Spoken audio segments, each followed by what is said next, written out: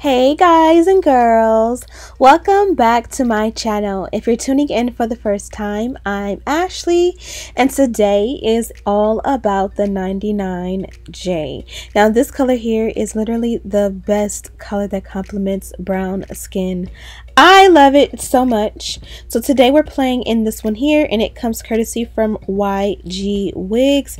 They sent over a 24-inch water wave lace wig in this color. I'm absolutely pleased with her. And you're going to see me slay her literally from start to finish. So here I am showing you the texture, the wave pattern, the hairline, and how nicely pre-plucked it is. Again, I'm pleased with this one. Look at the bounce in it with the curls. The definition is absolutely amazing. One thing I find a lot of times is when you have a curly or wavy wig, as you go in and customize the wig from the front to the back, you lose a lot of that wave pattern and it just kind of puffs up, frizzes up, you know what I'm talking about. But this one here I found kept its definition from start to finish. So normally I go in and I kind of speed things up. Even when I slow it down, I cut tons and tons out. I kind of want to do a series here on the channel where I go completely slow. I know how hard it is to follow along when things go a little bit fast. I'm definitely a visual learner, so I kind of feel like if I slow it completely down and pretty much keep it minimal with cutting out clips, you'll be able to grasp my concepts as best as possible. So as for starters, I went ahead and customized the wig around the ear. This way the wig will fit me perfectly. Now I want to go in and decide whether I want to go in and tweeze or not. Again, I told you before this one did come pre-plucked, but I do find that when wigs come pre-plucked, majority of the time it's more of a uniform pre-plucked. So even if it looks nice and it's not too dense in the front, it still has more of a boxy, unnatural look to it, if that makes sense. So I'm just going in and just making it look a little bit more scattered, a lot more like my own hairline. Not doing way too much, but again, just making it look a little bit more opened up and a little bit more imperfect.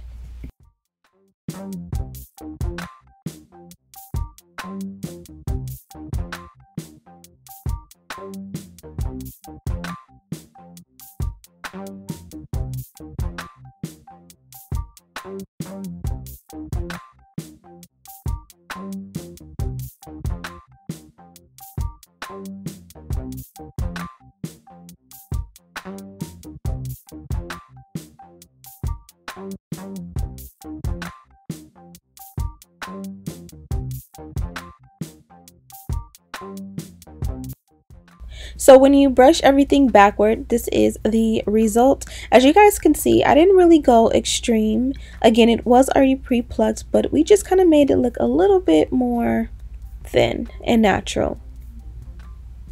So I'm taking an eyebrow razor, and these are my favorite. I picked them up from Amazon, so you know I have them linked in the description box. And I'm just going to take it, I'm going to go in piece by piece and create a little bit of a jagged hairline. The reason I want it to be jagged is kind of when you are in someone's face and you look at their lace, you can kind of see it go straight across if you cut straight across.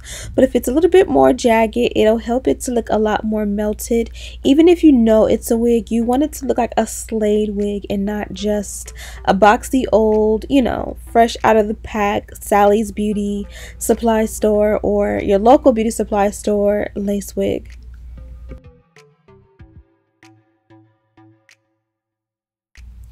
Now I'm ready to bond this one down, but before I do so, I'm going to go ahead and add powder to the inside. This is a foundation powder close to my skin tone, and what I do is I take a foundation brush and I just buff it on the inside.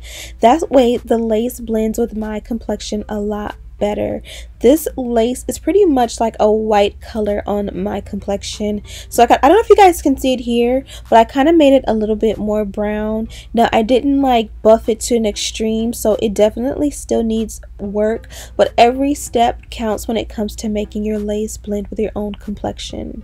Also, something that I get lazy with is customizing my sideburns. You gotta go ahead and slick those down for them to be able to have your wig snatched. And also, if you use a got to be glued spray and you're already going to bond the wig down, that, you know, got to be glued that you apply will help the process of making your ear tabs lay down on your lace. So today I'm taking an I think it's ORS spray, and I'm going to go ahead and apply that to my hairline, and this is going to act as my adhesive.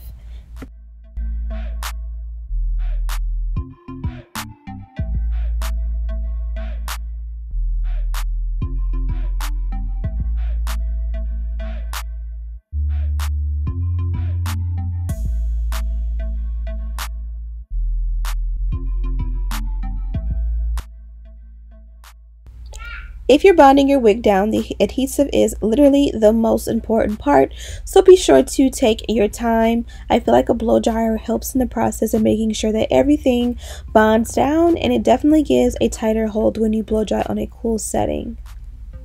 So as you guys can see, I'm brushing the hair backwards, and I'm just finding different pieces where maybe I didn't apply enough adhesive. Again, those ear tabs usually are where it gets a little bit tough because typically they don't melt or lay down, you know, right off the bat. So just take your time.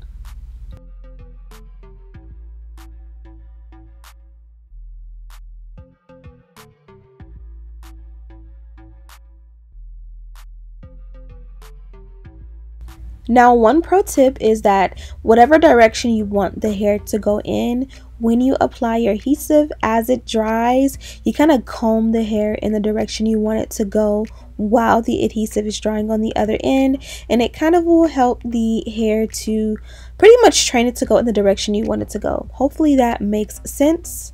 Now that everything is bonded down, we have our wig installed. Now it's time to style. So for me, I always style starting with the baby hair. If you're going to do a part, you can go ahead and part it as well. For me, I'm going to do baby hair from ear to ear. I've been doing this and enjoying it a lot lately, but I do know that this is not everyone's jam. So if it's not yours, just take a little bit of a wax stick. I'll have the one I love in the description box, and just pretty much go in and brush the hair backwards or in the direction you want it to go. Add a little bit of that wax stick and kind of, you know, seal it in with maybe your hot comb, and you'll be good to go. For me, I'm kind of using a cheat, which is a pull method to kind of thin out the baby hair. I've separated more baby hair than what came with the wig, so I kind of want to thin it out so that it's not too thick and cakey in the front. And I do not recommend you pull at your lace the way I am doing. I personally have been doing this for years just because it is a lazy way to achieve, you know, a nice natural slay without taking forever with the tweezers, especially because sometimes the tweezers start to hurt. When you kind of go at the tweezers at your hairline or your face, it starts to like get really soft and tender in a way. But again, I do not recommend this because you can definitely pull a hole in your lace. Go ahead and tweeze it out until you get the desired look. But if you are brave, just know that there is a possibility of tearing a hole into your lace. Trust me, I've done it quite a few times, and there's no repair or no going back.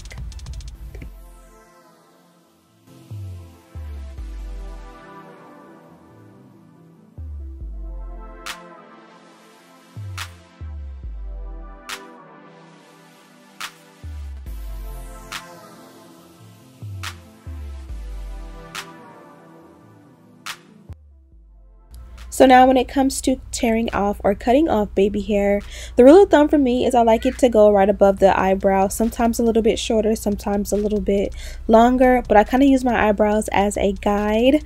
But if you are a newbie, I would recommend going right below the eyebrow. That way it's long enough that you don't feel like you cut it too short if your preference is different than mine. And then from there you can kind of do your baby hair and gauge if it's too long and go back in and cut it shorter. What you don't want is to cut it short and then regret how short you cut it, and you really can't go back and change it. As you guys can see, I'm using a mousse, aka a foam lotion, to go ahead and swoop the baby hair, and I just take my time and I try not to get frustrated. The one thing I will say, especially if you're newbie, is if you're on a specific part of your install and you get frustrated, kind of do the best you can and come back to it. For example, with baby hair, I do find that especially when I was a beginner, it was super hard to get the swoops on point. But what you will learn is that when you swoop it and it's imperfect, just get it as good as you can. Put a scarf around it, allow it to dry. Sometimes you can blow dry it on a cool setting, and then come back to it later, and you'll see that it's a lot easier once you begin to form it like with the scarf method. Hopefully that makes sense. But again, take a break, just tie it down, move on, and come back to it if it's not perfect. Even for me, now that I've done so many, I've literally installed hundreds of wigs here on YouTube, and I still am imperfect, and I'm still learning, and I still get to a point where it's not coming out right. So again, I'll move on and come back to it after the install is done.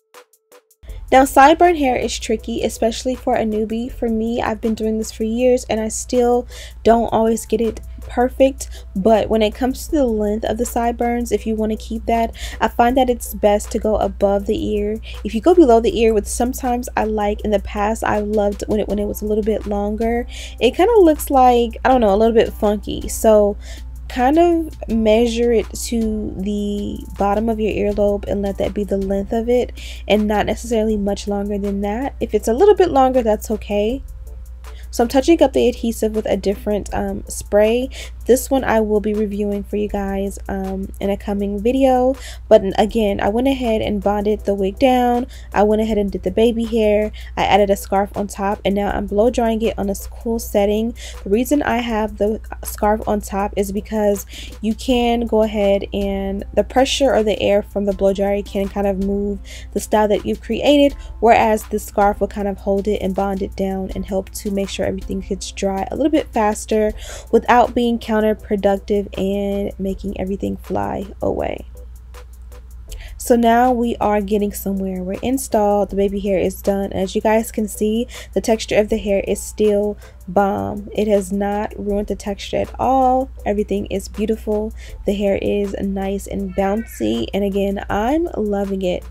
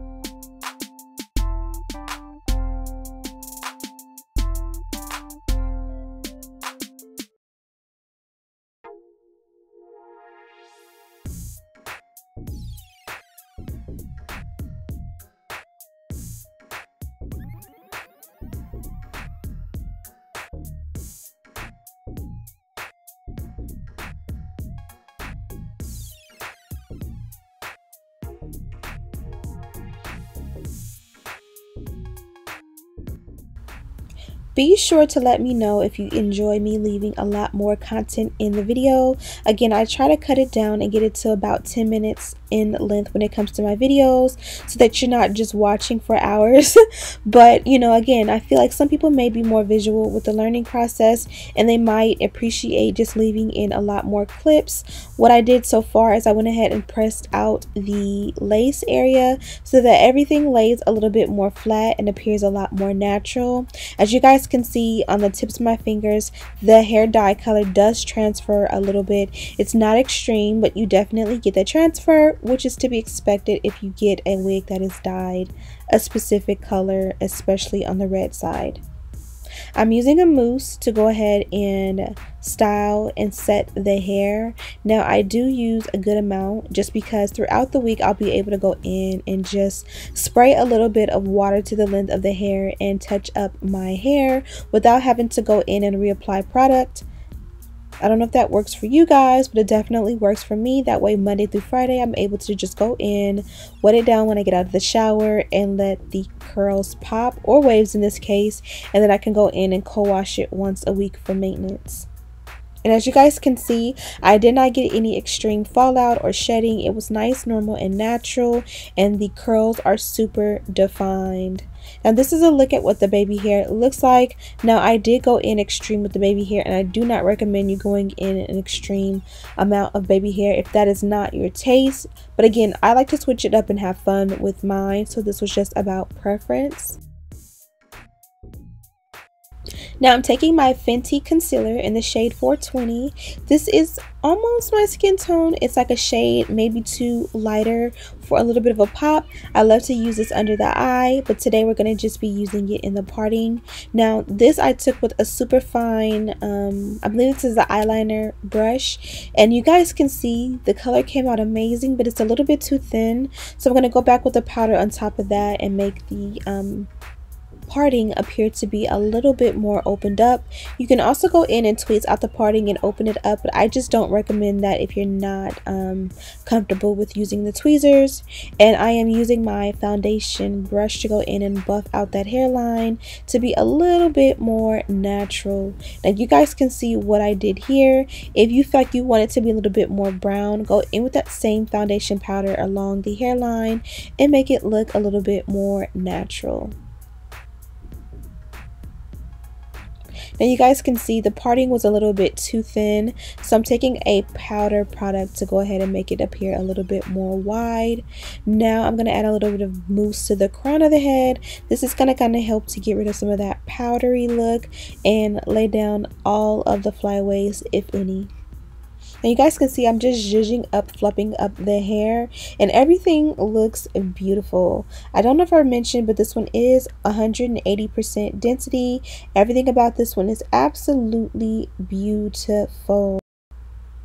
YGwigs did give me a coupon code for you. It's Ashley20. You enter that at checkout and you'll get $20 off. And yeah, hope you guys enjoyed this tutorial. Be sure to check the description box for a link to shop this wig, as well as links to everything I used to achieve this look. Again, I hope you guys are enjoying all of the content. I'm trying to get videos up daily for you guys. It's been rough, but we're gonna make it, right? Don't forget to subscribe, like this video, turn on your post notifications so you never miss a video from me again. And as always, I'll see you in the next one. Smooches!